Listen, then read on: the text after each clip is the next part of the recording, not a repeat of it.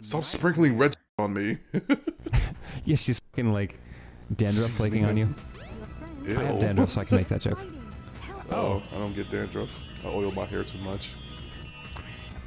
So I think I actually just have dry scalp, to be honest. I mean, dry scalp is a thing that affects most men from ages 13 to baldness. I think even after baldness, you could still get affected by it. Oh yeah, you'll have a fucking you'll have more of a dry scalp once you go bald. You oil Unless you oil your hair. Or like put lotion on you it. have to oil that bitch. Dude. Yeah, you gotta oil that bitch. I'm thinking about it right now. Like, I started using lotion a few years back because On your head? I watched a Bill Burr routine about how like white people get ashy too. They just can't see it until they like scrape their nails across their skin. And it's like a fucking chalkboard. But I'm just imagining like, because I used to get like, you know, a zero fade where they go all the way down to the skin. Mm-hmm. That's what I used to get, and I like my dry scalp would like I would just. It's funny that you call it zero fade. I call it a skin fade usually. Yeah. But every barber I go to is like, you mean a zero fade? And I'm like, no, but if that's what you call it, then yeah. But I always used to do it like just before the summertime, so my hair could just grow. But my dry scalp would make it so like I would be sitting waiting for class and like have an itch, and then I see like a bunch of flakes on my shoulder. And I'd be like, I gotta Like get a rid of the rest of snowball. What's that? Yeah, I always used to do that. And, like I said, it's like a snowball because I suffered from dry scalp a long time ago. But then I started using like hair oils and shit, and like the natural ones, and not like the greased up, caked up ones that you can buy cheap at most Walmart and shit. But You have to send it does me your some fucking product recommendations. Oh, most def.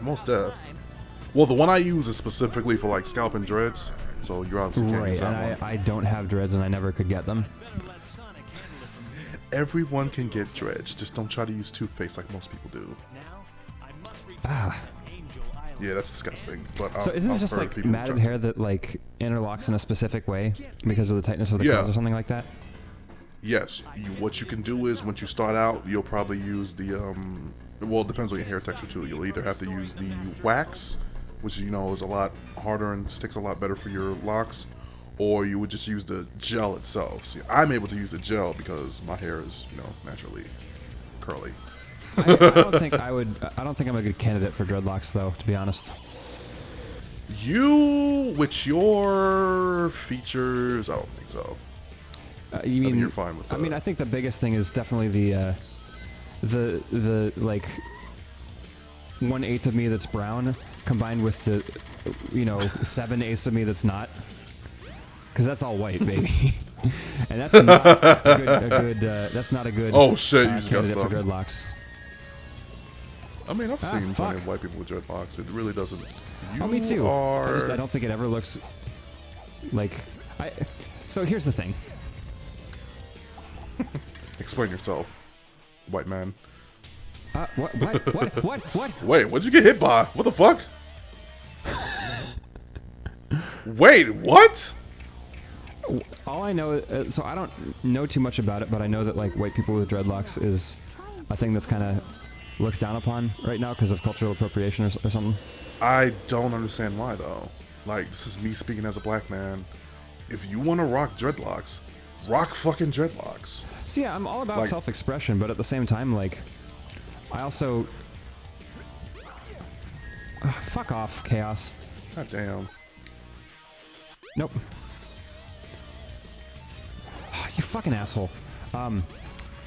So the thing is, like, because of white hair, it doesn't, like, there's a significant amount of extra work that you need to do to get dreadlocks, so it's like a very deliberate thing.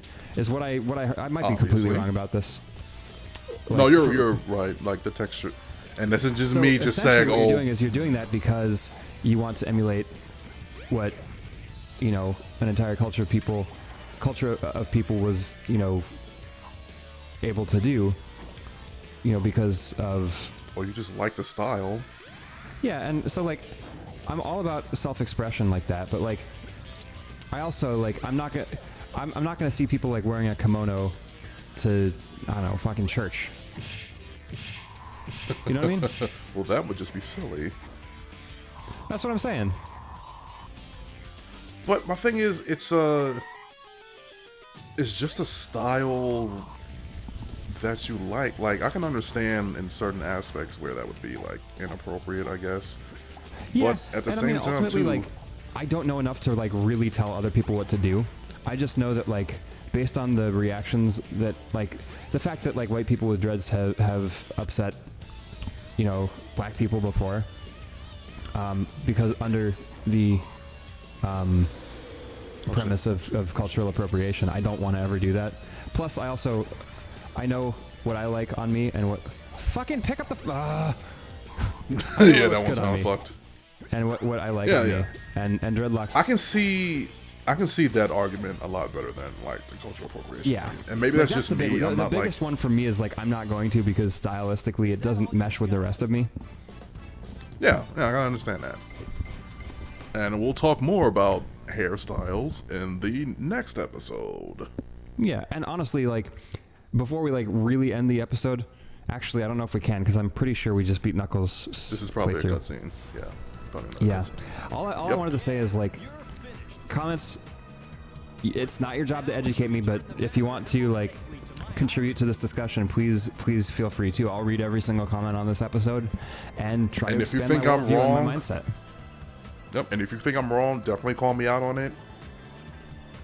You know, as an African American man, I don't see a problem with anybody wearing dreads. But that's just me. Yeah. That is just you. Like, yeah, I know other black people have a problem with it, I'm sure. Did you just fly? You seen that, right? I think so, yeah. What the fuck? Black people don't have a problem with it as well. Like, all I know is, like, that's not a thing that I would ever do if not for, you know, black culture having done it first. Right. And so, I don't know. I don't know. So personally, I feel like it's not my place, A, but B, stylistically, it does not mesh with the rest of me as the biggest two components. That's all. I can totally understand that, sir. Yeah. I'm not gonna decide my entire personal style over like other people's opinions, of course. But I do think that like if a whole bunch of people could have a bad opinion of you for doing something like that, you might want to think twice about it. Possibly. It depends on the thing. Like, so Harry Styles put on a dress for a photo shoot, and a lot of people are mad. But the premise behind that one, I think, is a lot less silly. Because what the premise of him wearing a dress and then the photo shoot is like, we have this rigid definition of masculinity, and it can really hinder one's freedom of expression. Like me personally, I like masculine style, so like, or traditionally masculine style. So like, I like button-up shirts, I like long pants, you know, boots, jackets with lots and lots of pockets, shit like that. So you can steal stuff. Dante, I'm kidding. What are you saying about white people? Are you saying we steal things? No, I'm not saying that you steal things. I'm just saying Eli steals things. Yeah, exactly. No, don't thrust your crimes against your entire culture. That's a you problem. But I'm at peace once more. What I guess I'm saying is like, I think there's a very big difference between being subversive on norms versus taking something that, you know, other people are already doing and doing it to seem worldly if you don't know anything about the culture, you know? Yeah. Ooh. I love how we're having this like deep, sophisticated discussion to a fucking Knuckles rap feed. Also, we just beat Knuckles playthrough, ladies and gentlemen. Did he say, I like Sonic, I don't chuckle, or I hate Sonic, I don't chuckle? No, unlike Sonic, I don't chuckle. Oh, unlike Sonic. Don't get me started on these lyrics, man. I'll fucking sing this entire song. From it doesn't matter. Evil deterioration, yeah. I may have listened to this on repeat a couple times. Honestly, like a big part of me really does want to like download an instrumental of "Open Your Heart" and like do a cover of it just for the fucking fun of it. Oh shit! I'll listen to that. Shit, it may. If Aaron from Gang Grumps can do a fucking Infinite theme cover, I mean, I'm pretty sure you're more Did than he welcome actually to do an try Infinite your theme hand. cover? Have you not heard it? No, but I also Holy heard Sonic Forces. shit! And I know Infinite's the bad guy in that. Yes. We're gonna get Eli to listen to that once we're Okay, hold on a sec. This is like got some gospel influence, and I really like that. Yeah. I think that's why I like this theme. I'm not a avid like church gospel? goer, but I do like gospel music. Yeah, I don't Like even gospel-esque. fucking care about church, but I love gospel music. Fuck yeah, it's got a lot of soul. Hey. You like Kirk Franklin? Yeah. Hell yeah. There's this 9-year-old bass player who fucking shreds Love Theory by Kirk Franklin. His name's Aaron Hodek. Holy shit. It's so ridiculously good. Everyone go check out Aaron Hodek on YouTube because he's I've been playing bass for 17 years. This kid's been alive for less time than I've been playing bass and can play bass better than me. That's crazy. And another kid that's in the same boat of like, I think he's 6 years old and can play at least as well as I can, is Gav Delano. He's this little Japanese kid who did a cover of Risky Business, I think. And it's this like fucking awesome bass line where it's like boom. And